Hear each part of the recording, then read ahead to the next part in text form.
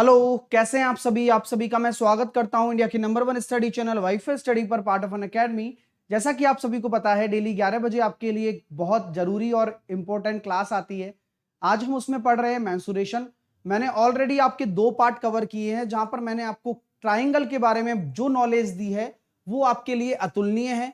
आप एक perfect knowledge ले पाएंगे ट्राइंगल के बारे में कि ट्राइंगल के एरियाज कैसे कैसे निकाले जाते हैं, किस किस तरह की चीजों का आपको सामना करना पड़ेगा ट्राइंगल के एरिया निकालने में। तो आज हम उनके क्वेश्चंस भी करेंगे। साथ के साथ जो आज टॉपिक हम पढ़ने वाले हैं वो रेक्टेंगल पढ़ने वाले हैं।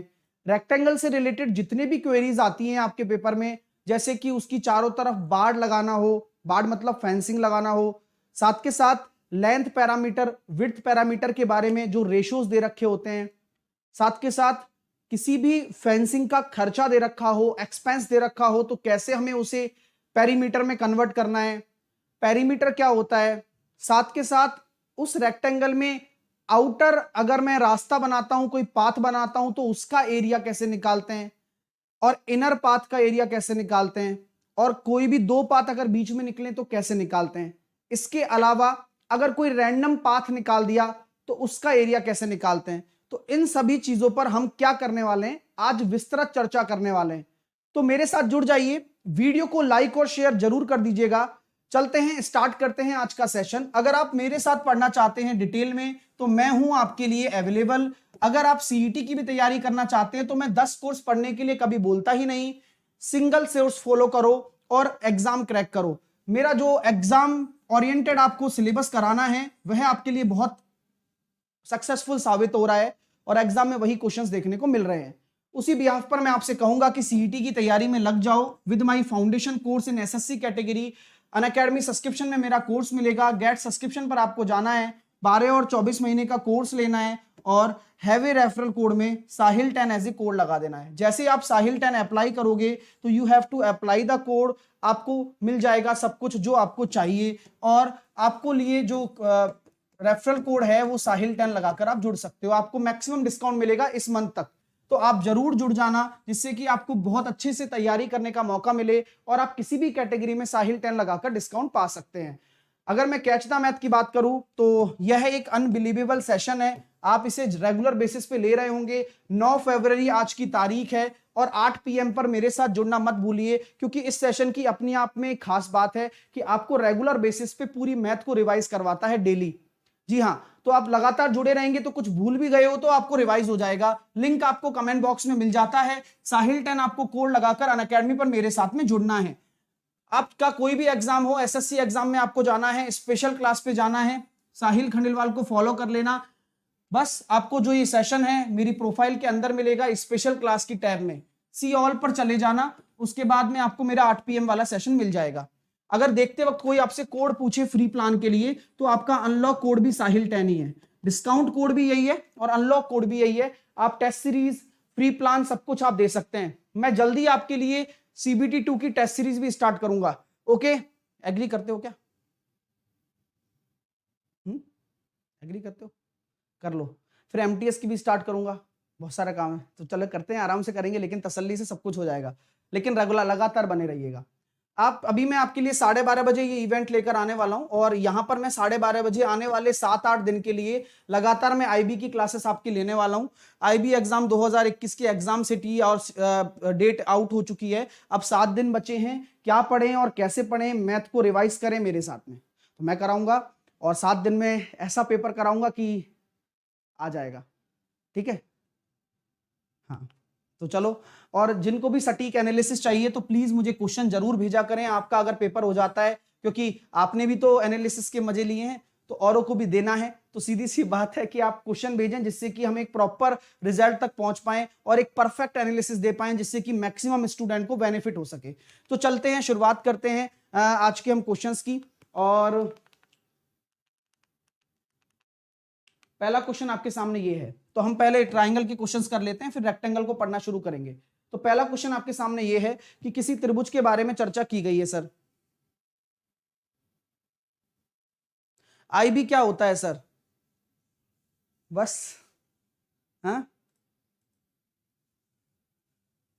आ जाओ, कोई जरूरत नहीं है। आईबी होता है इंटेलिजेंस ब्यूरो, है ना, जो खुफिया विभाग होता है भारत देश का, उसके लिए है ना। तो एक त्रिभुज की भुजाएं दे रखी हैं आपको 6 4 3 के अनुपात में है, उनका परिमाप आपको दे रखा है, तो सबसे छोटी भुजा क्या होती है। तो अगर आपको भुजाएं दे रखी हैं तो आप डायरेक्टली देख सकते हैं कि भुजाओं का जो योग होगा अनुपात में, यानी कि 6 और 4 10 और 3 13 रेशो बराबर, आपका वही परिमाप के बराबर होने वाला है 78 सेंटीमीटर। तो एक रेशो बराबर कितना आ गया, 13 छिंग 78, 6 सेंटीमीटर आ गया। तो सबसे छोटी भुजा कितनी लंबी होगी, तो यहां पर ये मत देख लेना कि कितनी लंबी भुजा होगी, लंबी भुजा मत निकाल देना, तो सबसे छोटी भुजा की लेंथ निकालनी है, यानी कि सबसे छोटा रेशो 6 तिया 18 सेंटीमीटर आपका सही विकल्प आ जाएगा।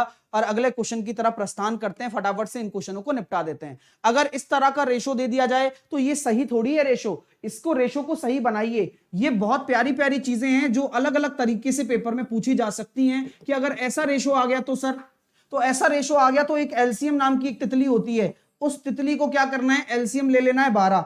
अब एलसीएम ले लिया तो अब आपका एक्चुअल रेशो निकल कर आएगा, 3 का भाग दिया 4 बार, 4 का भाग दिया 3 बार, 6 का भाग दिया 2 बार, ये आपके परिमाप का एक्चुअल रेशो है। क्योंकि इस रेशो को हम कभी एक्चुअल मानते ही नहीं है, तो यहां पर हम देखेंगे 7 और 2 9 रेशो बराबर 108 आ रहा है, एक रेशो बराबर 12 सेंटीमीटर।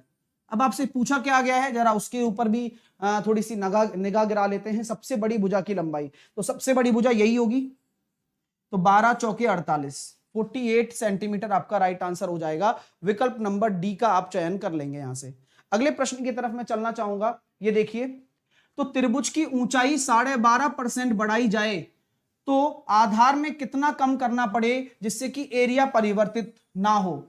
तो ये क्वेश्चन आपका किसका है, ये क्वेश्चन बेसिकली अगर देखा जाए तो परसेंटेज से रिलेटेड है, लेकिन कॉन्सेप्ट तो मेंसुरेशन का लग रहा है। क्योंकि आपको मैंने बताया था कि अगर आप किसी भी त्रिभुज के एरिया की बात कर रहे हैं तो वह त्रिभुज का एरिया 1/2 बेस इंटू हाइट पर डिपेंड करता है। यानी कि सर इसका मतलब आप अगर सक्सेसिव लगाना चाहो तो लगा सकते हो, बिल्कुल, क्योंकि यहां पर बेस और हाइट का गुणा हो रहा है, तो गुणा जहां आ जाता है वहां सक्सेसिव लगाने की चांसेस बन जाते हैं। और कांस्टेंट क्या होता है, अचार डालता है साहब। तो अगर मैं कांस्टेंट की बात ही ना करूं तो ऊंचाई मेरी बढ़ रही है 12.5%, तो ऊंचाई 12.5% मतलब 1/8, यानी कि मेरी हाइट अगर मैं बात करूं तो 8 से 9 हो गई, तो बेस कितना हो जाएगा, B1 B2 पता नहीं है ना, लेकिन एरिया कांस्टेंट होना चाहिए क्योंकि आधार इंटू ऊंचाई ये बराबर होगा, तो 1:1 होना चाहिए। तो हम जानते हैं सर सेम चीज है कि अगर एरिया कांस्टेंट है तो जो बेस का रेशो हाइट का रेशो होगा उल्टा हो जाएगा, तो वही वाली बात आ गई। तो बेस का रेशो क्या आ गया, 9:8। तो कितना कम होना चाहिए, 1, किसके रेस्पेक्ट में, 9 के रेस्पेक्ट में इंटू 100। तो आंसर कितना आएगा, 11.11। Option number A will be your right answer. Clear, चलिए नेक्स्ट, करो करो करो फटाफट से खींचते जाओ क्योंकि सारा रिवाइज हो जाएगा इससे आपका। तो बोला गया है कि इतने वर्ग सेंटीमीटर क्षेत्रफल के एक त्रिभुज की भुजाएं आपको दे रखी हैं 3 4 5। अब 3 4 5 देखते ही दिमाग में आ गया होगा कॉन्सेप्ट कि सर ये 3 4 5 अगर आपको भुजाएं दे रखी हैं तो ये तो ट्रिपलेट बनाएगा, और हमें ये पता लग गया। अन्यथा अगर आपको नहीं पता लगता तो क्या करते, आप हीरोज का फॉर्मूला लगाते फिर निकालते। लेकिन अगर आपको पहले से अंदाज है तो आप अब ज्यादा सोचोगे ही नहीं, क्योंकि जब आप एरिया को डिफाइन करोगे तो आप डायरेक्टली ये लिखोगे, अब 1/2 आधार इंटू ऊंचाई, कोई फर्क नहीं पड़ता, यानी कि 12x² 6x² बराबर 3456। क्यों, क्योंकि आपको x निकालना बेहद आवश्यक है, क्योंकि ये जो भुजाएं हैं आपने x से गुणा इसलिए की हैं जिससे कि वो एक्चुअल में भुजा बन पाए, एक्चुअल में साइड बन पाए। तो यहां से जब मैं कैलकुलेट करूंगा तो 6x² बराबर 3456, और मैंने इसको काटा 6 पंजे 30 बचे 4 और 6 7 42, 6 चंगा 36, x बराबर आ गया मेरे पास 24। जब x बराबर 24 आ गया, पूछा क्या गया है, परिमाप बताइए। तो परिमाप क्या होगा, 3 और 4 7 और 5 12x, तो x की वैल्यू कितनी है 24, तो 288 आपका राइट आंसर हो जाएगा। तो अच्छा क्वेश्चन है, अब धीरे धीरे आपको लेवल भी बढ़ता हुआ नजर आएगा और इसी प्रकार के प्रश्न पेपर में पूछे जा रहे हैं। ठीक है, चलिए नेक्स्ट। एक, अब देखो फिर से पता लग गया कि त्रिभुजाकार खेत की 3 भुजाओं की लंबाई दे रखी है 12, 5 और 13। समझ में आ गया, ट्रिपलेट है। फायदा बहुत है भाई साहब, ट्रिपलेट लिखने का ही फायदा बहुत है ना। अब कुछ लोग कहेंगे सर ट्रिपलेट लिखा दो, बस यही करते रहे हमेशा ही, आप कभी रेगुलर थोड़ी पढ़ोगे, लिखे हुए हैं, कल वाली क्लास देख लेना। त्रिभुजाकार खेत की तीनों भुजाओं की लंबाइयां आपको दे रखी हैं, तदनुसार उनमें 2 रुपए मीटर स्क्वायर की दर से, सुनना, 2 रुपए वर्ग मीटर की दर से बीज बोने की लागत बताओ। यानी कि आपको एक त्रिभुजाकार दे रखा है, लेकिन मुझे भी पता है, ये आपको भी पता है सर, ये राइट एंगल ट्राइंगल ये खेत, ऐसा है खेत ये, जिसकी ये 5 होगा, 12 होगा और ये 13 है। तो क्षेत्रफल कितना हो जाएगा, 1/2 आधार इंटू ऊंचाई 30 मीटर स्क्वायर, 12 पंजे 60 वका बटे 2। तो यह आपका अगर क्षेत्रफल हो गया 30 मीटर स्क्वायर, तो इस पे बीज बोने का खर्चा कह दिया भाई मैं, हम तो 2 रुपए के हिसाब से बीज बोएंगे। 2 रुपए, आपको कैसे पता चला कि एरिया लेना है, वर्ग मीटर दे रखा है ना, तो जो एरिया होगा वह यूनिट स्क्वायर में है, इसलिए 2 रुपए अगर 1 मीटर स्क्वायर के लग रहे हैं तो 30 मीटर स्क्वायर के 60 रुपए लगेंगे। तो 60 रुपए आपकी क्या हो जानी है, लागत हो जानी है। एक बात और याद रखना कि अगर आपसे कोई पूछे ना कि एक ऐसा क्षेत्रफल, ऐसा एक डायमेंशन बताइए जिसका एरिया और परिमाप समान हो, तो ये है। और ऐसा नहीं है कि केवल यही है, और भी है, देखो 5, 12, 17 और 13 30, और एरिया भी 30 आता है। तो इस वाले ट्राइंगल का एरिया और पेरीमीटर बराबर है, संख्यात्मक तौर पर न्यूमेरिकल वैल्यू बराबर है। तो कभी भी आपसे ये प्रश्न ऐसे आ सकता है कि क्या कभी किसी ट्राइंगल का एरिया और पेरीमीटर बराबर होगा, संख्यात्मक मान, हाँ हो सकता है। कारण ये रहा, तो हमें तो कारण ही ढूंढना होता है, क्योंकि एक एक्सेप्शन पूरी जिंदगी खराब कर देता है स्टेटमेंट की। स्टेटमेंट तभी सत्य माना जाएगा जब आपको कोई पता ही नहीं हो। तो कुछ लोग सोच लेते हैं कि यार ऐसा कैसे हो सकता है, लेकिन ये आपके सामने एक एग्जांपल दे दिया है, तो इससे क्या होगा, आपके दिमाग में एक स्टेटमेंट आपका नेगेटिव हो गया कि यार हाँ, कोई अगर मुझसे बोलता है कि किसी ट्राइंगल का एरिया और पेरीमीटर बराबर नहीं हो सकता है, ये आपके सामने है। ठीक है, चलिए 6, 8, 10 भी है, 5, 12, 13 भी है, बहुत सारे वैल्यूज हैं, है ना। नेक्स्ट करिए।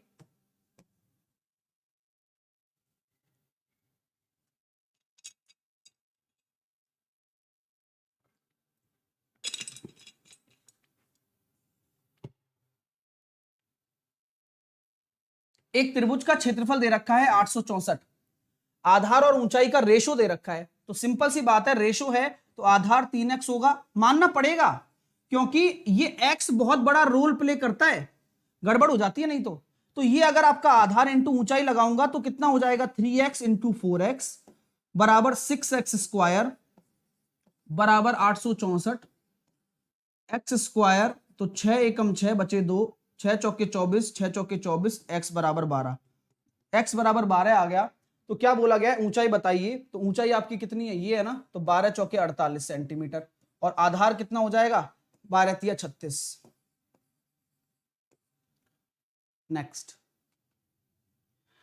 एक त्रिभुज का आधार दे रखा है, त्रिभुज का आधार 12 सेंटीमीटर है और ऊंचाई 16 सेंटीमीटर है। एक दूसरा त्रिभुज है, उसकी ऊंचाई बतानी है, जिसका क्षेत्रफल इस त्रिभुज के क्षेत्रफल का दुगना है। क्या क्वेश्चन है यार, गजब का क्वेश्चन है। तो मैंने इस त्रिभुज का एरिया निकाला 1/2 आधार इंटू ऊंचाई, और दूसरे त्रिभुज का क्या निकालना है, 1/2 बेस दे रखा है 24 और हाइट फाइंड आउट करनी है।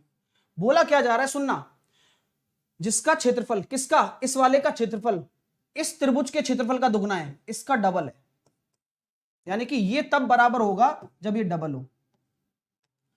कटिंग 24 h बराबर आ गया 16। तो भाषा ही सबसे अच्छी चीज होती है, language language language. Sir IB के लिए कुछ करो, आप लेट हो गए, अभी किया था थोड़ी देर पहले, हाँ तब तो तुम आए नहीं, इतना जोरदार तमाशा था। अभी बताया ना 12:30 बजे अब डेली 7 दिन के लिए क्लास लगेगी, नहीं सुना होगा, लेट होंगे ना तुम, मीटिंग बहुत बहुत महत्वपूर्ण टाइम निकाल कर आते हो तुम, है। चलिए आइए, 8th क्वेश्चन करिए। दो त्रिभुज के क्षेत्रफल का अनुपात दे रखा है और ऊंचाइयों का अनुपात दे रखा है, तो आधार का अनुपात क्या होगा? ये भी अच्छा क्वेश्चन बनता है। तो एरिया का रेशो दे रखा है 1/A1 और A2। तो ध्यान रखो, जब भी रेशो की बात करें ना, तो कांस्टेंट का कोई मतलब नहीं है। आप ये सोचो कि मैं 1/2 का क्या करूंगा, अरे वो तो कट जाएगा ना। तो आपको कुछ नहीं करना, क्षेत्रफल का अनुपात पता है, वह होगा आधार का अनुपात इंटू हाइट का अनुपात। तो ये पता है, रख दो 5/2। आधार का अनुपात पता है 2/5 और हाइट का अनुपात निकल कर आ जाएगा।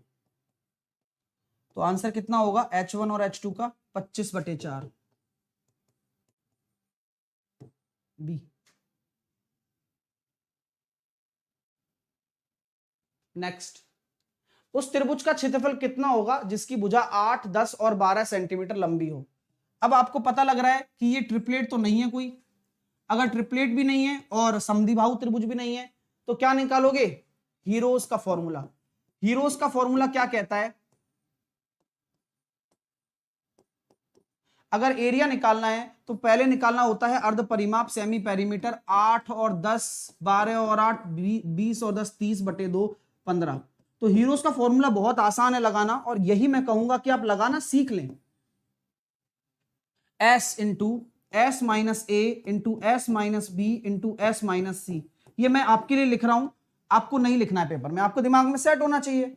जब आप लिखोगे तो 15 में से A चले गए यानी कि 8 चले गए तो 7, 15 में से B चला गया तो यानी कि 5, और 15 में से C चला गया यानी कि 3। तो कितना आ रहा है? 15 5 75, या फिर हम कह सकते हैं 25 और 9, यानी कि यहां निकलेगा 15√7। तो 15√7 आपका क्या हो जाएगा? ठीक है, चलिए 15√7 आपका एरिया हो जाएगा। अब मेरी विचार में एक चर्चा आ रही है और उस चर्चा का विषय काफी अच्छा है, तो मुझे बताइए इनकी माध्यिकाओं से बने, इसी त्रिभुज में माध्यिकाओं से बने त्रिभुज का क्षेत्रफल बताओ। माध्यिकाओं से बने ट्राइंगल का एरिया, ट्राइंगल एरिया जो माध्यिकाओं से बना हो उसका क्या होगा? सर मेरा दिल्ली फॉरेस्ट गार्ड का एग्जाम है। दीजिए, एग्जाम तो देना जरूरी है।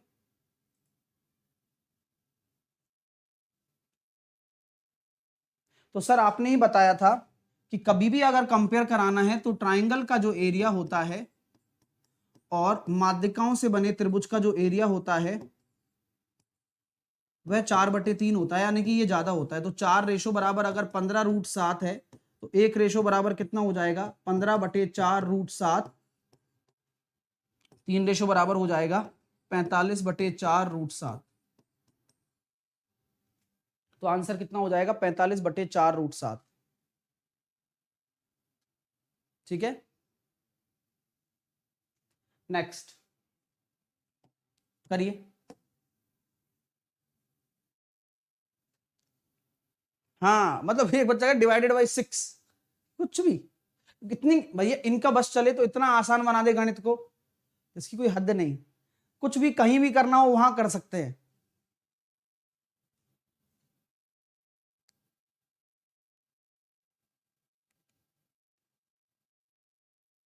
एक बच्चा कह रहा है कैसे पता चलेगा कि ट्रिपलेट नहीं होगा? तुम्हें कैसे पता चला कि ट्रिपलेट है? तो तुम ट्रिपलेट अगर समझते हो तो तुम बताओ कि कैसे पता चलेगा ट्रिपलेट है? बताओ, लिखाया हुआ है मैंने राइट एंगल ट्राइंगल में कल। बोलो बोलो जल्दी बोलो। एक कंडीशन होती है ट्रिपलेट की, A² + B² बराबर C²। C² सबसे बड़ी भुजा है, यानी कि 12 का स्क्वायर 144। क्या इन दोनों के स्क्वायर के योग के बराबर हो रहा है क्या? नहीं हो रहा। नहीं हो रहा तो बस नहीं है, ये दिमाग की बात है। त्रिभुज का क्षेत्रफल दे रखा है, भुजाएं आपको दे रखी हैं, मुझे पता लग गया राइट एंगल ट्राइंगल है। क्यों? भुजाओं से पता लग गया ना, रेशो से। तो बस वही 6x² बराबर 150, x बराबर कितना निकल कर आ जाएगा आपके पास? 5। अब आपसे पेरीमीटर पूछा गया है तो 7 और 5 12, 5 60।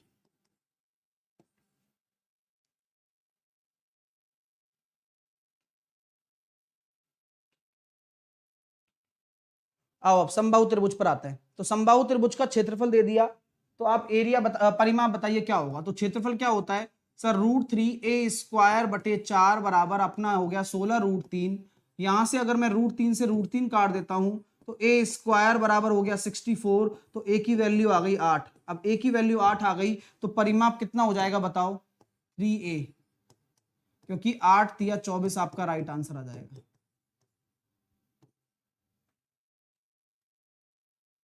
नेक्स्ट, किसी समबाहु त्रिभुज का क्षेत्रफल आपको दे रखा है 49√3। तो प्रत्येक भुजा बताइए। सेम कॉन्सेप्ट है, √3a² / 4 बराबर 49√3। यहां से हम √3 से √3 काटेंगे, a की वैल्यू निकल कर आ जाएगी 7 दूनी 14। तो प्रत्येक भुजा निकल कर आ गई 14। तो ऑप्शन नंबर डी आपका राइट आंसर हो गया। एक समबाहु त्रिभुज की ऊंचाई दे रखी है 12, तो इसका क्षेत्रफल कितना होगा? ऊंचाई कितना होता है? √3a/2 बराबर आपका 12 दे रखा है। तो यहां से a की वैल्यू निकालेंगे 24 बटे √3। तो यहां पर मैं आपको बता चुका हूं पहले, कल याद आ रहा है क्या कुछ? एरिया और हाइट का रेशो क्या होता है? उसी से भी कंसेप्ट बना सकते हैं। अगर नहीं बनाना चाहो तो कोई बात नहीं है, इसको सॉल्व कर लो। तो √3a²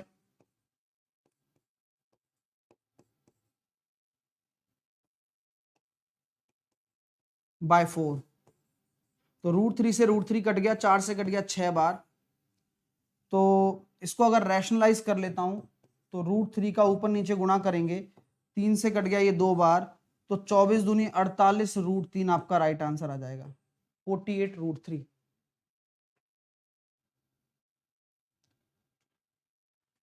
किसी त्रिभुज के कोण का अनुपात दे रखा है तो बड़े कोण का मान कितना होगा? तो किसी त्रिभुज के कोण का अनुपात दे रखा है तो बड़े कोण का मान कितना होगा? तो कोई भी ट्राइंगल है उसके तीनों कोणों का योग कितना होता है? 180 डिग्री होता है। यानी कि ये 2x है, ये 3x है और ये 4x है। तो देखो 6 और 3 9x बराबर 180 डिग्री, x बराबर निकल कर आ जाएगा 20 डिग्री।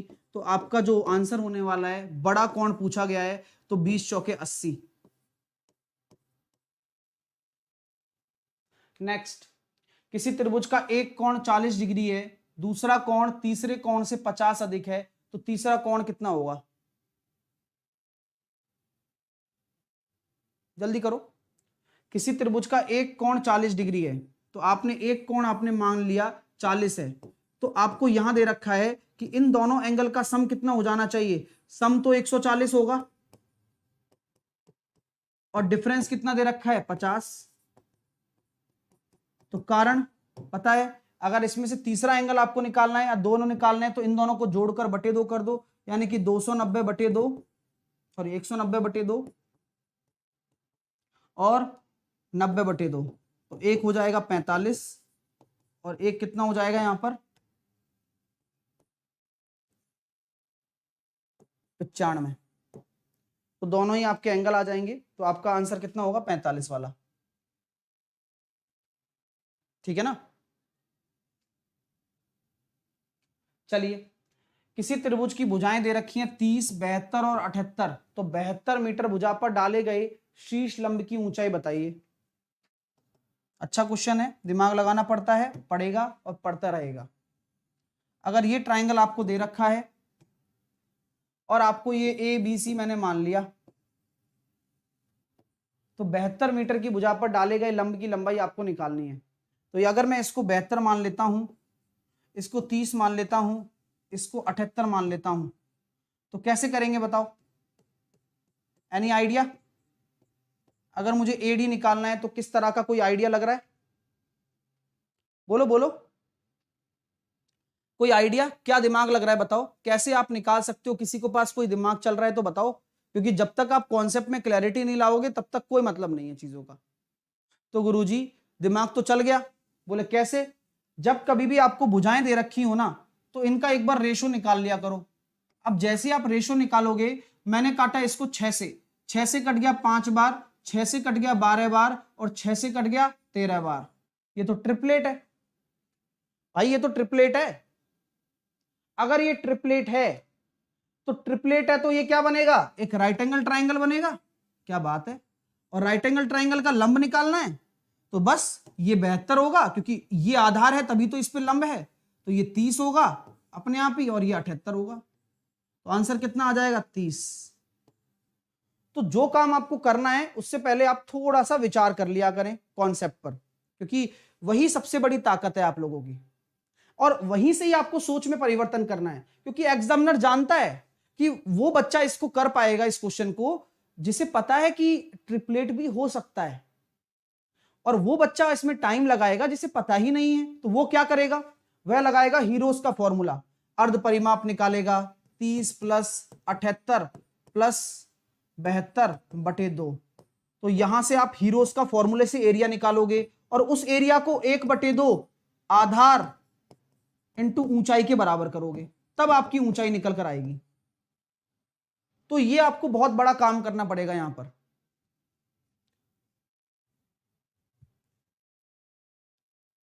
सुनील कह रहा है सर आपकी शादी है क्या 30 अप्रैल को, हमें बुला लेना प्लीज, आपके शादी में आना चाहता हूं। मुझे भी बता देना भाई कहाँ है ना, ठीक है सर। 72 भी तो हो सकता है सर, अरविंद मीणा कह रहे हैं। मीणा जी आइए, बस थोड़ा सा लगा लीजिए, जरूरत है आपकी अभी। 72 मीटर भुजा वाले भुजा पर डालेगा ये लंब, तो 72 मीटर की भुजा आधारित तो होगी भाई, उस पर लंब डाला जा रहा है। अब वो 72 कैसे हो जाएगा बताओ। चलो, तो कॉमन सेंस वाली बात थी और वही लगाना था, उम्मीद भी आपसे करता हूं मैं। अब इस क्वेश्चन का जवाब आप मुझे दें, काफी इंटरेस्टिंग क्वेश्चन अभी स्टार्ट हो रहे हैं, तो थोड़ा सा समय लें और इंतजार करके आंसर दें।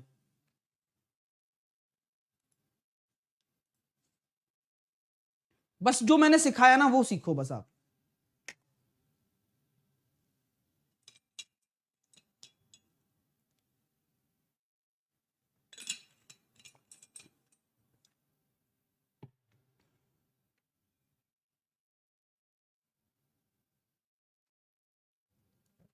चलिए,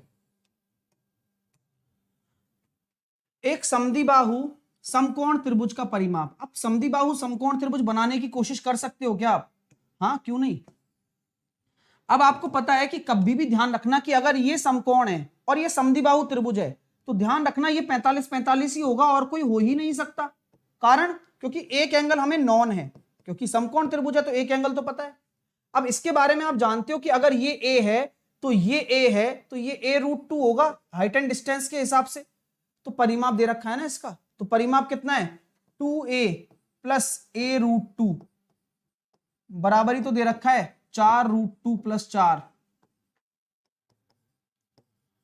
तो कर्ण की लंबाई ज्ञात करें। देखते हैं भाई, तो यहां से मुझे एक चीज निकल कर आ गई गुरुजी। क्या निकल कर आ गई भाई?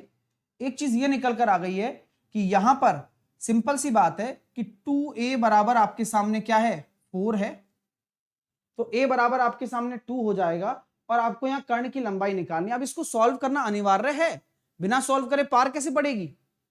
तो मैं अगर इसमें से 4 कॉमन ले लूं तो आप मुझसे कुछ कहिएगा नहीं। तो अगर मैं इसमें से 4 कॉमन ले लूं, और हमारे पास कोई दिक्कत तो नहीं है चाहिए, तो मैं अगर इसमें से a यहां से कॉमन ले लेता हूं तो 2 प्लस √2, बढ़िया क्वेश्चन है, और यहां से मैं अगर कॉमन ले लेता हूं तो ये हो जाएगा √2 + 1। कोई इशू? तो यहां से अगर मैं इसको सॉल्व कर रहा हूं तो पूरा मैं डिटेल में इसको सॉल्व करूंगा। देखिएगा जरा, आप लोग भी सर सहयोग करिएगा कि 4 ऊपर √2 + 1 है अपॉन 2 प्लस √2 है। इसको अगर मैं पूरा सॉल्व करता हूं तो 2 माइनस √2 का ऊपर नीचे गुणा करने पर तो कितना निकल कर आ गया, a अपॉन नीचे आएगा सर 2 आएगा, और 2 से कट जाएगा ये 2, √2 + 1, √2 + 1 और 2 माइनस √2। ठीक है, √2 + 1, 2 माइनस √2।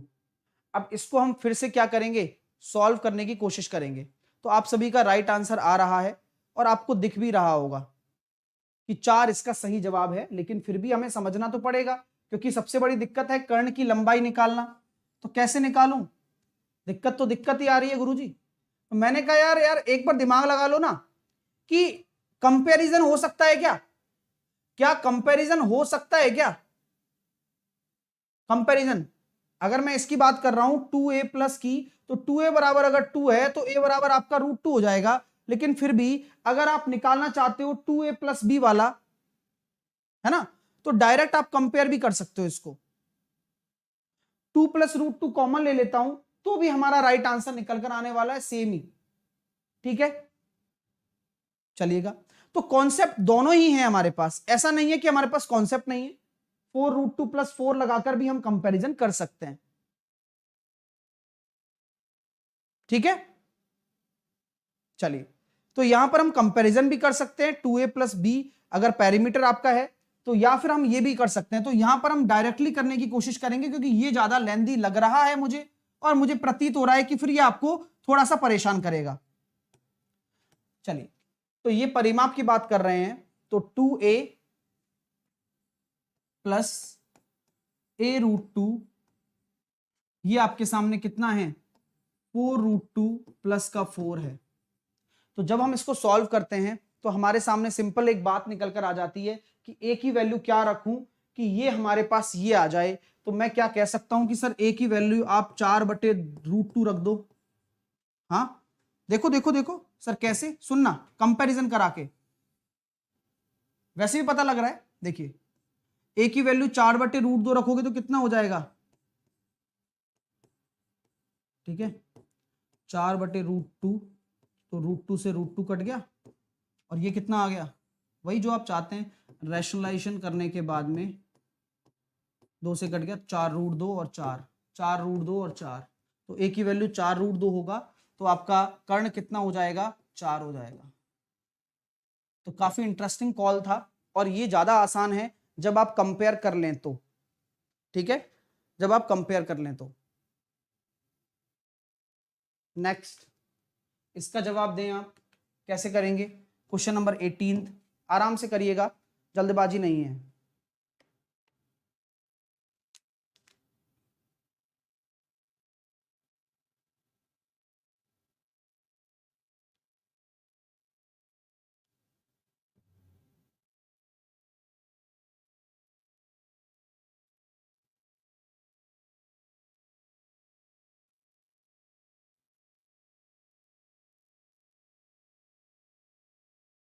आराम से करें डियर, क्योंकि काफी इंटरेस्टिंग, मजा आने वाला है आपको। आइए, तो कैसे करने वाले हैं, समद्विबाहु त्रिभुज है, उसका क्षेत्रफल दे रखा है 4 सेंटीमीटर स्क्वायर, असमान भुजा की लंबाई आपको दे रखी है 2, तो बराबर भुजाओं की लंबाइयां बताओ। अब ना तो यहां हीरोज लगेगा ना यहां हीरोइन लगेगा, कुछ नहीं लगेगा यहां पर, यहां वो लगेगा जो आपको सिखाया गया है, वही फॉर्मूला जो कल लिखाया गया है। क्या बात है सर, तो चलिए सीखते हैं। तो यहां पर आपको एरिया दे दिया, और समद्विबाहु त्रिभुज का एरिया क्या होता है, याद आ रहा है किसी को, अगर किसी को याद आ रहा है तो एक बार शेयर कर दिया जाए व्यू आपका, बोलो। तो असमान भुजा यानी कि b/4 अंडर रूट और 4a² minus b square. Clear हो रहा है माय डियर। तो ये आपके सामने क्या होता है, समद्विबाहु त्रिभुज का एरिया होता है, जिसको आप दिमाग में अपने रख सकते हैं। तो आपका b/4, तो 4a² माइनस b², और यहां b असमान भुजा है और a आपकी समान भुजा है। Got it. तो बस एरिया पता ही है, एरिया कितना है 4, b की वैल्यू भी पता ही है 2/4 इंटू 4a², 4a² तो हमें निकालना है, माइनस b², 2 दूनी 4। तो सॉल्व करते हैं, 2 से गुणा कर दिया, तो 8 8 64, 64 बराबर 4a² माइनस 4, 68, तो ये हो जाएगा a बराबर √17। मजा आ रहा है, अच्छा लग रहा है डियर। तो ये क्वेश्चन है ना, इसी से बन सकता है, क्योंकि कई बच्चे क्या सोचते हैं कि हम समद्विबाहु त्रिभुज को इग्नोर कर देंगे, तो वो भी हम पे ध्यान नहीं देगा। ठीक है, तो प्लीज इस फॉर्मूले को आप अपने दिमाग में रखें, कल मैंने ये आपको प्रूफ करवाया था, तो बिल्कुल भी ऐसा ना सोचें कि सर ये आपने डायरेक्टली बता दिया। ठीक है, चलिए,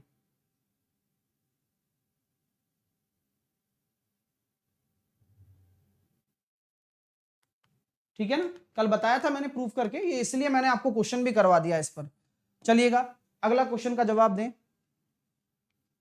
एक बच्चा कह रहा है अभिषेक पटेल सर डीप में पढ़ाओ। अभिषेक आप रेगुलर ही नहीं पढ़ रहे हो, आप रेगुलर पढ़ते तो आप ये बात बोलते क्या? हाँ नहीं बोलते ना, ये तीसरा पार्ट चल रहा है भाई। अब बताओ, ऐसे बच्चे भी हैं। अच्छा ये बात, एक शशि कह रहा है कि आपने ये वाला फॉर्मूला नहीं बताया था। शशि अब अगर तुम सामने नहीं हो, बस सामने नहीं हो क्योंकि आसपास वाले ही फिर तुम्हें ठोकते, अगर सामने होते तो। बताओ, अब आंख भी है लेकिन दिखता नहीं है, प्रॉब्लम तो यहां आती है बच्चे के साथ में। अब ये देखिए कि यहां पर माध्यिकाएं आपको दे रखी हैं, तो माध्यिकाओं से बना ये भी एक ट्रिपलेट है, तो माध्यिकाओं से बने त्रिभुज का क्षेत्रफल निकाल लो पहले आप। तो कितना हो जाएगा? ये हो जाएगा सर 54। तो इसका आपको क्या करना है? 4/3 करना है, क्योंकि वही आपके एरिया होता है त्रिभुज का। 18 चौके 72, 72 आपका राइट आंसर आ गया। तो ये बहुत ही बढ़िया कॉन्सेप्ट है और इस पर क्वेश्चन आने वाला है। क्लियर? चलिए, अब बोला गया है कि किसी समबाहु त्रिभुज की माध्यिका दे रखी है, तो क्या मैं कह सकता हूं समबाहु त्रिभुज में चाहे माध्यिका हो चाहे हाइट हो, सब बराबर ही होते हैं। क्यों? क्योंकि वह समबाहु त्रिभुज है ना भाई। तो हम यहां कह सकते हैं कि √3a/2 बराबर आपका 6√3 हो जाना है। तो a बराबर कितना आ जाना है? 12 आ जाना है। तो आपका परिमाप कितना हो जाना है? 36 हो जाना है।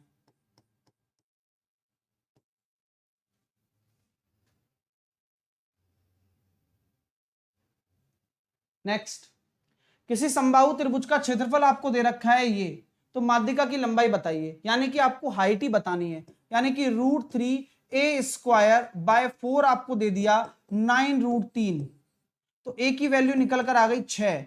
तो आपका हाइट कितना हो जाएगा? √3a/2, यानी कि 3√3 बी। 6 सेंटीमीटर भुजा वाले समबाहु त्रिभुज के अंतःवृत्त की त्रिज्या क्या होगी? तो डायरेक्टली हम जानते हैं a/2√3 होती है अंतःवृत्त की। तो ये हो जाएगा सर 6/2√3, यानी कि 3/√3। और इसको अगर हम सॉल्व करेंगे तो हम इसको ये लिख सकते हैं √3।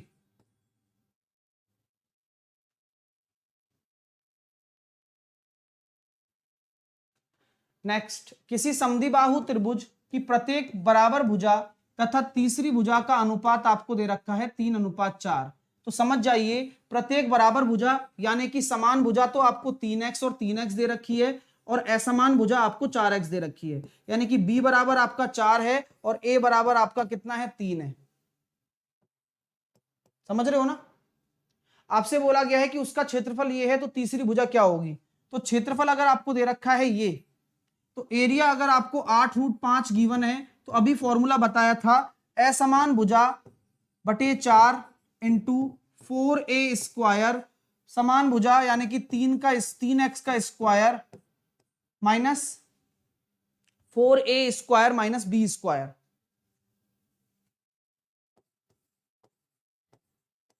सॉल्व करते हैं, ये कट गया 8√5 बराबर x√9 चौके 36 x² माइनस 16x²। तो यहां से हम देख रहे हैं 8√5 बराबर x इंटू √20x²। x बाहर आ जाएगा, x² बराबर 2√5 और ये 8√5 के बराबर है। तो यहां से कट जाएगा ये 4 बार, तो x बराबर आ जाएगा 2। और अगर x बराबर अगर 2 आ गया तो आपकी असमान भुजा पूछी है ना, तीसरी भुजा, यानी कि ये कितनी हो जाएगी? 8। तो 8 will be your right answer. सही है क्या? आई थिंक 8 होगा, एक बार चेक कर लें आप। हमारा तो 8 आ रहा है। कट रहा है क्या सब? 4a² 4 नाम 36 माइनस 16, 4 से हमारा 4 कट गया। अच्छा 4x b/4 होता है ना? 8 ही आ रहा है क्या? आपका भी 8 ही आ रहा है? ओनली 8 आएगा? सबका क्लियर है? यही आ रहा था ना? चलो सही है, फिर तो 8 ही आपका राइट आंसर होगा। तो ऑप्शन मिस हो सकता है, इसको आप 8 बना लीजिए, ठीक है, ए आएगा। चलो नेक्स्ट आइए, एक त्रिभुज की भुजा आपको दे रखी है, परित्रिज्या बताइए। तो समबाहु त्रिभुज की भुजा पता है, तो परित्रिज्या कैसे निकालेंगे? a/√3 यानी कि 9/√3, और √3 का ऊपर नीचे अगर गुणा करते हैं तो कितना होगा? 3√3।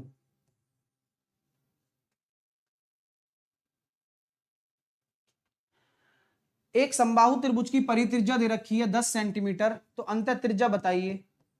तो परित्रिज्या 10 है, तो अंतः त्रिज्या कितनी हो जाएगी? 5।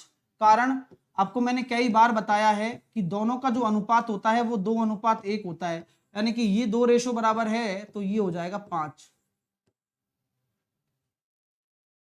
एक समद्विबाहु त्रिभुज में समकोण त्रिभुज के कर्ण की लंबाई आपको दे रखी है। समद्विबाहु समकोण त्रिभुज के कर्ण की लंबाई, तो समद्विबाहु समकोण त्रिभुज बोल दिया तो इशारा वही है उसका, यानी कि a√2 बराबर आपका 5 है, तो एरिया कितना हो जाएगा? तो एरिया हो जाएगा 1/2 a²। तो a बराबर कितना निकल कर आ रहा है? 5/√2, तो 1/2 और 5/√2 का होल स्क्वायर, तो 1/2 25/2, तो ये हो जाएगा 25/4। तो यहां पर आपका जो राइट आंसर आने वाला है 6.25 बी। समद्विबाहु त्रिभुज की भुजाएं बराबर भुजाएं दे रखी हैं 10 और उनके बीच का कोण दे रखा है। तो समद्विबाहु त्रिभुज दे रखा है, उसकी बराबर भुजाएं दे रखी हैं और उनके बीच का कोण दे रखा है 45 डिग्री। तो एरिया क्या होगा? तो एरिया का फॉर्मूला बताया था, तो वो काम आएगा यहाँ पर, दोनों भुजाओं का गुणनफल और उनके बीच का कोण साइन थीटा के साथ में। तो ये कितना हो जाएगा? 50 आपका √2, 50/√2, इसको सॉल्व करेंगे तो आंसर आएगा 25√2, ऑप्शन नंबर सी। चलिए, ये हमारा ट्रायंगल हमारा यहां निपट गया है। अब रेक्टेंगल स्टार्ट करते हैं। जो भी विद्यार्थी देख रहे हैं वीडियो को लाइक कर दीजिए, फटाफट से कर दीजिए सभी विद्यार्थी। और इतने एक बच्चा क्या कह रहा है? सर कैच द मैं सेशन से MP ग्रुप 2 सब ग्रुप 4 में पूरे क्वेश्चन आए। बहुत बढ़िया यार, मैं तो कह रहा हूं ना, उस सेशन को लगातार करते रहो। पेपर कोई भी हो इंडिया का फोड़ कर आओगे, क्योंकि एजुकेशन ऐसी ही चीज है, आपको शिक्षा का प्रतिरूप समझाऊंगा मैं, ये मेरी गारंटी है। जो मेरे साथ पढ़ रहा है, आपको ये पता लगेगा कि मैंने कितना कुछ सीख लिया है और मुझे अलग से कुछ पढ़ने की जरूरत नहीं है अब, क्योंकि एग्जाम में जो भी क्वेश्चंस आएंगे अपनी क्लासेस से ही आएंगे, चाहे आप कहीं भी बैठिएगा, ठीक है। चलिए, तो यहां तक आपका कॉन्सेप्ट क्लियर है। और अच्छी बात यह है कि अब हम पढ़ने वाले हैं, रेक्टेंगल की शुरुआत करने वाले हैं। वीडियो को फटाफट से लाइक कर दीजिए और अपने दोस्तों तक शेयर कर दीजिए। तो चलो शुरुआत करते हैं रेक्टेंगल की। ये 12:30 बजे होगा IB वाला, है ना, बता दिया है मैंने वैसे भी। चलिए, अब रेक्टेंगल की हेडिंग डाल लीजिए। आइए रेक्टेंगल के बारे में पढ़ेंगे, और रेक्टेंगल का मतलब है आयत, और आयत क्या होता है उसके बारे में जानकारी हम प्राप्त करने वाले हैं। आइएगा,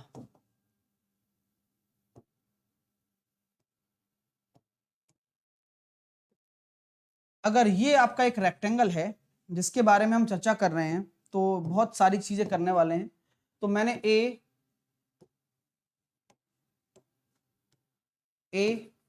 बी सी डी, ये मेरा एक रेक्टेंगल है।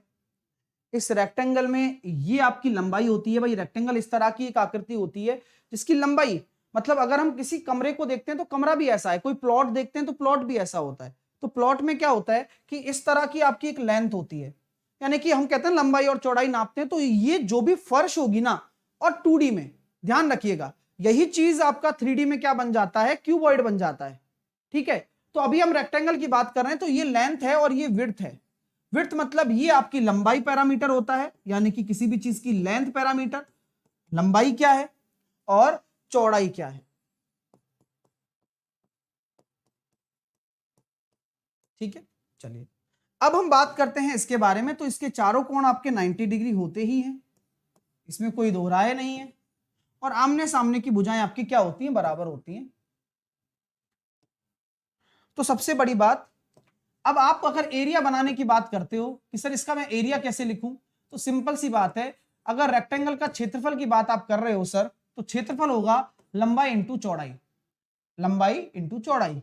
अगर मैं परिमाप की बात करूं तो परिमाप की एक ही परिभाषा मैंने बताई, किसी एक बिंदु से चलकर आपको दूसरे बिंदु की तरफ जाना है और जितनी भी दूरी तय करते हो भुजाओं के अनुदिश, वही परिमाप होता है। जैसे कि मैंने यहां से चलना शुरू किया, मैं ये गया भुजाओं के अनुदिश, फिर मैं ये गया, फिर मैं ये गया, फिर मैं ये गया और फिर दोबारा से इसी बिंदु पर आ गया, तो मैंने बी एल बी एल, तो यहां पर वही आपका पेरीमीटर होगा। जब पूरा घूम फिर कर आओगे तो ये हो जाएगा 2l plus B, 2 into L plus B. Clear है? 2 इंटू एल प्लस बी।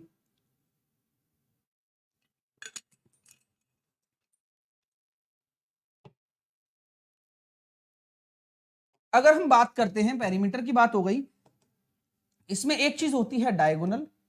तो डायगोनल क्या होता है? विकर्ण होता है, जो कि यहां से भी डाला जाएगा, जो कि यहां से भी डाला जाएगा। तो इसमें दो विकर्ण होते हैं और आप ये देख सकते हैं कि अगर आप विकर्ण की बात करने, जैसे कि आपको बीडी निकालना है, तो बीडी आपका एसी के बराबर ही होगा। क्यों? क्योंकि इसके लिए भी आपका राइट एंगल ट्राइंगल बन रहा है और इसके लिए भी आपका राइट एंगल ट्राइंगल बन रहा है। तो यह किसके बराबर हो जाएगा? एक पाइथागोरस थ्योरम लग रही है जहां पर लेंथ पैरामीटर और विड्थ पैरामीटर आ रहा है, यहां भी लेंथ पैरामीटर और यहां विड्थ पैरामीटर, जो कि एक राइट एंगल ट्राइंगल बना रहे हैं, तो एज ए हाइपोटेनियस काम करेगा। तो ये दोनों आपके क्या हो गए? डायगोनल्स हो गए, विकर्ण हो गए आयत के, आयत के विकर्ण हो गए under root a square plus l square plus b square, length का स्क्वायर प्लस विड्थ का स्क्वायर, ये आपके डायगोनल के विकर्ण हो गया। चलिए, यहां तक आपको बात क्लियर होनी चाहिए। अब इसके बारे में हम आगे चर्चा करते हैं। आगे की चर्चा क्या है वो जरा समझने की कोशिश करना। अगर मैं इस रेक्टेंगल को बना रहा हूं तो इस रेक्टेंगल में कई तरह की चीजें निकल कर आती हैं, उन सभी चीजों को हम काफी अच्छे से कवर करने वाले हैं और काफी अच्छे से सीखने वाले हैं। तो आप बिल्कुल निश्चिंत होकर पढ़ाई करिए, क्योंकि वही सबसे ज्यादा उपयोगी साबित होने वाली है आपके लिए। आइए, अब मैं रेक्टेंगल की अगर आपसे बात करता हूं, एक रेक्टेंगल में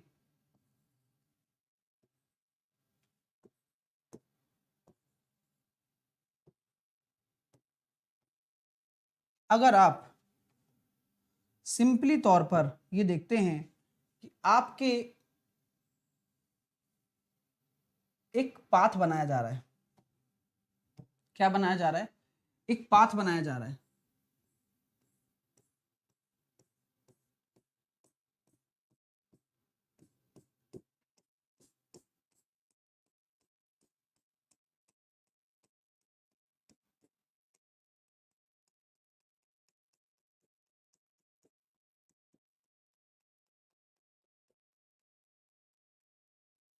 चलिए, अब ये क्या है? एक पाथ है जो आपको दिख रहा होगा, और मैंने बोल दिया कि मेरा ओरिजिनल रेक्टेंगल क्या है? अंदर है। ये P, Q, R और S।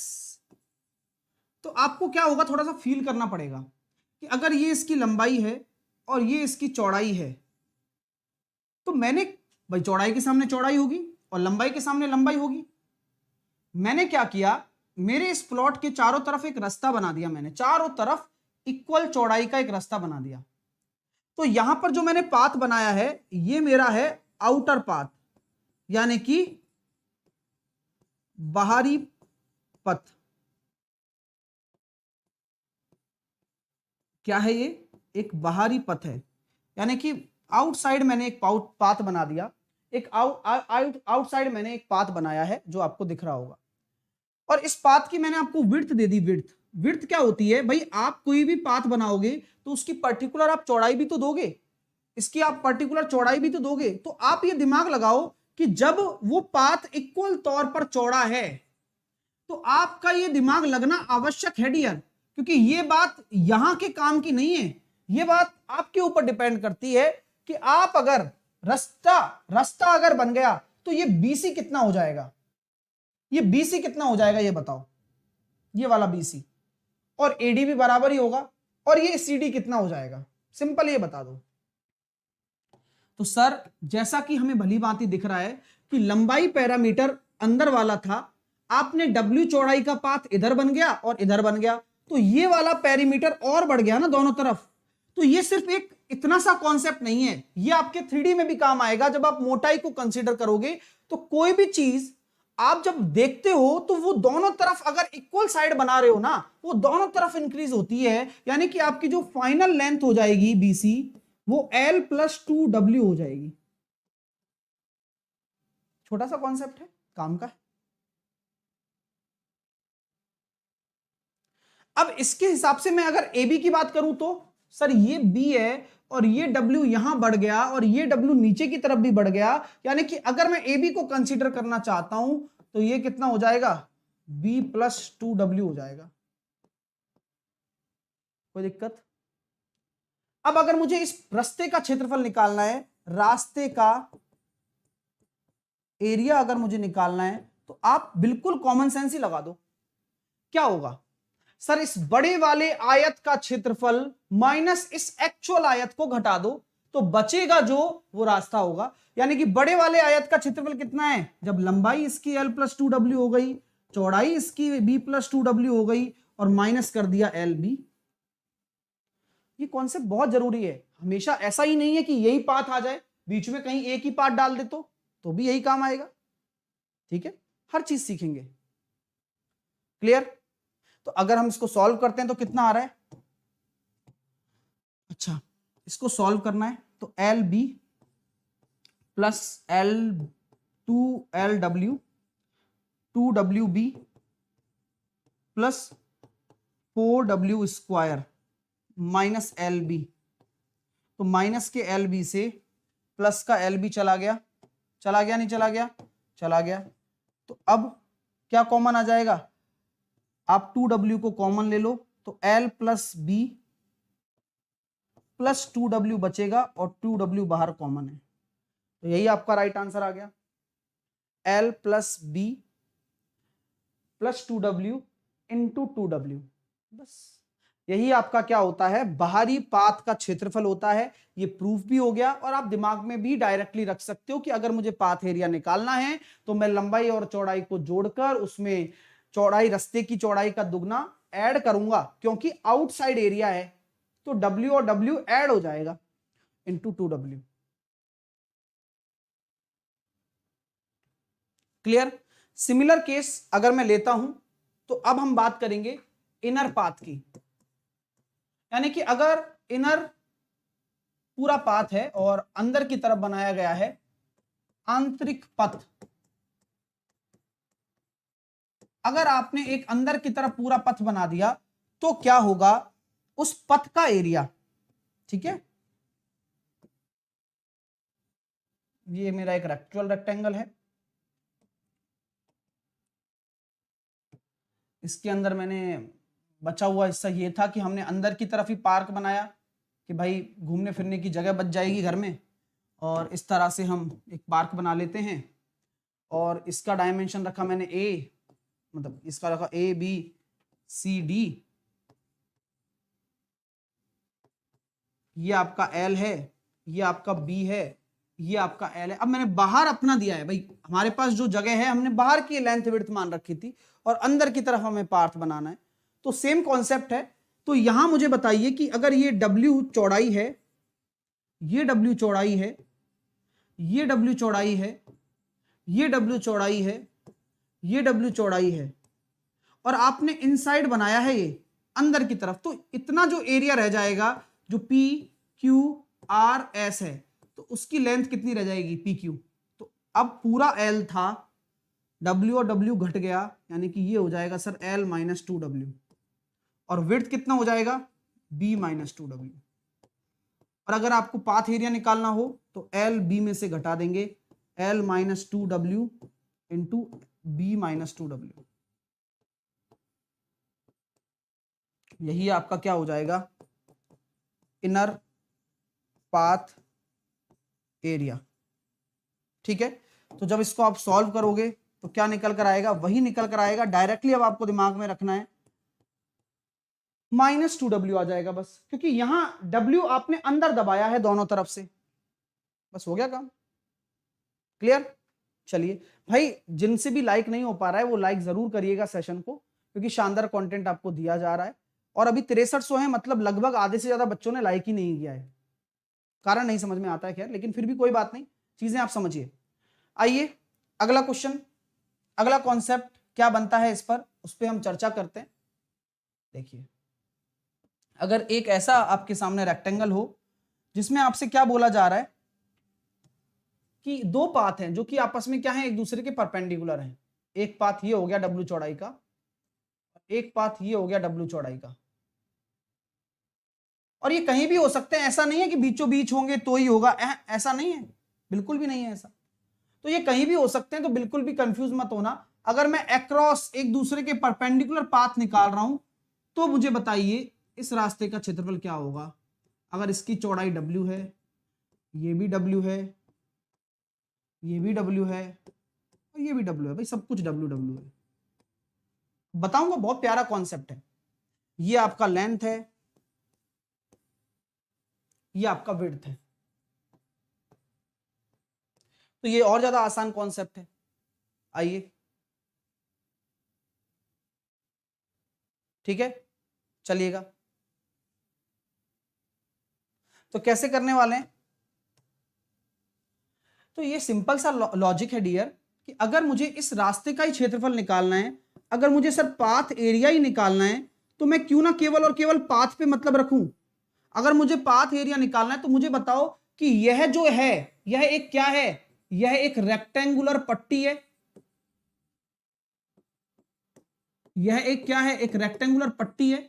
एक रेक्टेंगुलर पट्टी की लंबाई दे रखी है L और चौड़ाई है W, तो कितना हो जाएगा LW।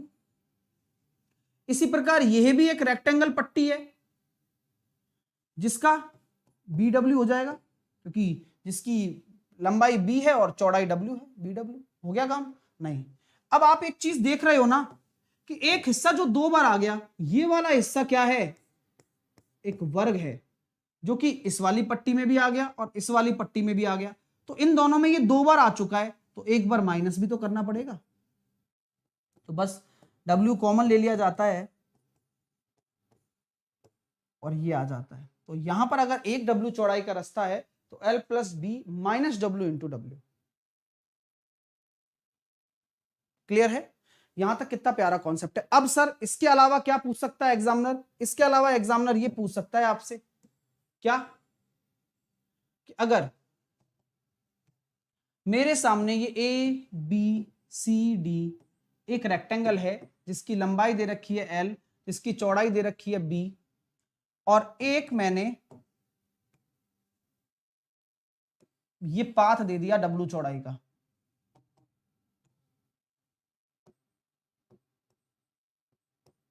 तो इसका एरिया क्या होगा।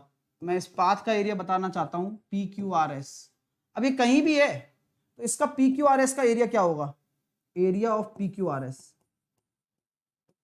तो आप घबराइएगा नहीं कभी भी। क्यों? अरे भाई यार, एक रास्ता दे रखा है बीच में, आपको क्या टेंशन है।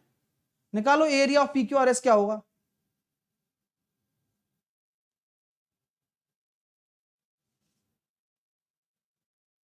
तो सर ये तो आसान हो गया। हाँ आसान ही है। तो ये इसकी आपकी लंबाई हो गई L और ये इसकी हो गई चौड़ाई, तो LW आंसर आ जाएगा केवल।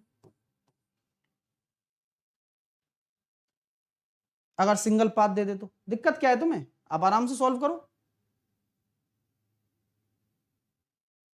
क्लियर है? तो घबराना नहीं है, चीजों को समझना है, तब आप कर पाओगे। ठीक है? तो आपका केवल और केवल अगर ऐसे दे दे तो LW आंसर आएगा बस। क्लियर है? तो अब आपका ये रेक्टेंगल भी निपट गया है पूरा। अब आपको करने हैं रेक्टेंगल के क्वेश्चन, जो कि मैंने आपको आज और भी डाले हैं, और भी हम रेक्टेंगल में चीजें पढ़ने वाले हैं। थोड़ा सा बचा हुआ है, फिर कल स्क्वायर करेंगे और सर्किल करेंगे। तो कल सर्किल पे चार्ट की भी बातें करेंगे, बहुत कुछ सीखने वाले हैं। तो ये आयत की जो क्वेश्चन हैं वो आप करिएगा। आप स्वतंत्र हैं क्वेश्चन करने के लिए, सारे क्वेश्चन आप बना के कोशिश करें अपनी, और कोशिश कामयाब भी करें। ठीक है? और इसके साथ साथ मैंने आज भी क्वेश्चन दिए हैं। अभी हम 12:30 बजे आईबी की क्लास करने वाले हैं कि क्या क्या आपको पढ़ाऊंगा, अगले 7 दिनों में कैसे मैं तैयारी कराऊंगा। तो आइएगा 12:30 बजे। अब आने वाले 7 दिन आपका यही सेशन चलेगा, आईबी का प्रैक्टिस सेशन। और सटीक एनालिसिस के लिए आप इस वीडियो को, इस नंबर को शेयर कर दें और अपने क्वेश्चंस जरूर मुझे इस नंबर पर भेज दिया करें, जिससे कि मैं आपको एनालिसिस करवा सकूं। कैच द मैथ अगर आप नहीं ले रहे हो तो आप गलती कर रहे हो और उस गलती का एहसास आपको जल्दी ही हो जाएगा। तो मुझे कोई बताने की आवश्यकता नहीं है कि क्यों लेना चाहिए। इंडिया का बेस्ट प्रैक्टिस सेशन है, लेना चाहिए। अनअकैडमी पर होता है, डेली रात को 8 बजे होता है। सेशन को लाइक कर दीजिए जिन्होंने अभी तक नहीं किया है। 8 बजे इस सेशन को लेना मत भूलिए। लिंक आपको कमेंट बॉक्स में हमेशा की तरह मिल जाएगा। साहिल 10 आपको कोड लगाना है अनअकैडमी पर अगर मेरा फ्री सेशन कोई भी देखना है। एसएससी एग्जाम पर जाओ, स्पेशल क्लास पर जाओ, मेरा नाम सर्च कर जाओ, मेरे को फॉलो कर लो और फॉलो करने के बाद मेरी प्रोफाइल के अंदर जाकर आप मुझे 8 PM वाली क्लास में चले जाओ, मेरी स्पेशल क्लास में। सारी क्लास देखकर जाओ एग्जाम से पहले, जितनी भी आप देख सको। इतनी क्लासेस हैं जो खत्म भी नहीं होंगी। तो जितना आपकी, क्योंकि आप तो लेट हो पहले से ही, तो जितना आप देखोगे उतना ही बेनिफिट आपको मिलता चला जाएगा पेपर में। साहिल 10 कोड लगाकर आप जुड़िए। और अगर आप मेरे साथ कंप्लीट प्रिपरेशन करना चाहते हो किसी भी एग्जाम की, तो देखो तैयारी के लिए अभी मौका सही है, अभी से शुरू करो, क्योंकि बार बार ये मौके नहीं आते हैं। मेरा फाउंडेशन बैच कंप्लीट और डिटेल्ड है, पढ़कर मजा नहीं आए तो कहिएगा। एसएससी, सीईटी, बैंक, रेलवे सभी के लिए वही बैच है। और इस सब्सक्रिप्शन में आपको ना केवल मैथ मिलेगा, उसके अलावा सब कुछ मिलने वाला है, टेस्ट सीरीज, वेस्ट सीरीज। साहिल 10 कोड लगाकर आपको जुड़ना है, बिना किसी गैप के लगाना है और बस अनअकैडमी पर जुड़ जाना है। मेरे एसएससी कैटेगरी में कोर्स चल रहा है। 12 और 24 महीने का कोर्स लेकर जुड़िए और एसएससी एग्जाम पर जाइए। उसके बाद गेट सब्सक्रिप्शन पर जाओ, 12 और 24 महीने का कोर्स लो और हैवी रेफरल कोड में साहिल 10 लगा दो बस। और जुड़कर बढ़िया पढ़ाई करो अच्छे से, है ना। और किसी भी कैटेगरी में कोई भी सब्सक्रिप्शन लेते हो तो भी आप साहिल 10 कोड लगाकर जुड़ जाइए, ठीक है। Thank you so much, thank you for watching this video. Session को लाइक जरूर करिए। जितने भी विद्यार्थी अभी तक मुझे यहां देख रहे हैं वो जरूर शेयर करें इस सेशन को, क्योंकि अनबिलीवेबल सेशन है, आपको कुछ ना कुछ सीखने को मिल ही रहा है, ठीक है। अभी मैं मिलता हूं आपसे थोड़ी देर में 12:30 बजे। आईबी के बारे में कुछ बातें करेंगे कि कैसे हम तैयारी कराने वाले हैं और क्या इंपॉर्टेंट टॉपिक्स आपको पढ़कर जाने हैं एग्जाम से पहले, और मैं आपके प्रैक्टिस सेशन के माध्यम से पेपर में क्या मदद करने वाला हूं। तो सेशन को लाइक जरूर करिए और, है ना, अच्छे से, है ना, बढ़िया तरीके से सेशन को लाइक करिए, शेयर करिए अपने दोस्तों तक और मेरे साथ मिलते रहिए। Take care, love you all. मिलता हूं थोड़ी देर में।